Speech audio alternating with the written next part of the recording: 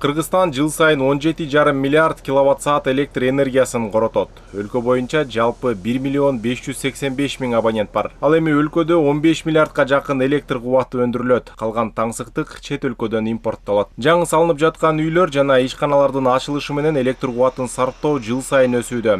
Энергияны үнөмдүү сарптап, имараттын жылуулугун же жайкысын салкындатууну арттырса болот. Ал үчүн элге маалыматты жеткирүү керек. Азыркы курулуп аткан имараттардын саны жылына Кыргызстанда 10 миңден ашат да. Жалпы эле Кыргызстанда 3 миллиондон ашык имарат бар.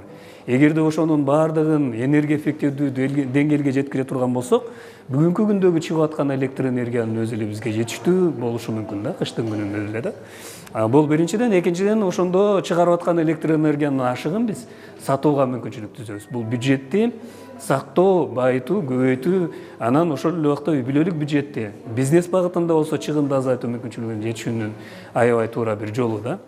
Адистердин айтымында, эгерде имараттар жылууланбаса, көп кабаттуу үйлөрдөгү жылуулуктун 30%, ал эми үйлөрдөгү жылуулуктун 70% талаага кетет. Бүгүн Бишкекте имараттардын энергетикалык натыйжалуулугун өнүктүрүү темасындагы конференцияга мамлекеттик мекемелердин жетекчилери жана кесипкөй адистер катышты. Көбүнчө бүт ошол дефицит кышында болот да. Анткени элдин баары кой десе болбой, баары бир баягы электр энергияны кошумча баягы колдонуп ишет да, ошо мештерге кошо баягы жылуулаткычтарды үйгүзөт.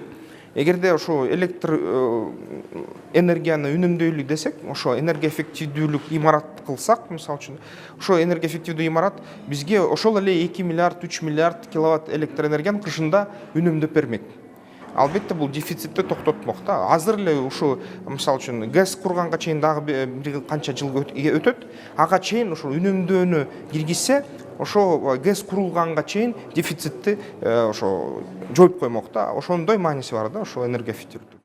Имараттардын энергия эффективдүүлүгүн жогорулатуу үчүн курулуш компаниялардагы материалдарга жана анын сапатына көңүл бурушу керек. Аталган конференцияга өлкөдөгү курулуш компаниялардын өкүлдөрү дагы катышып, аларга чет элдик тажрыйбалар көрсөтүлдү.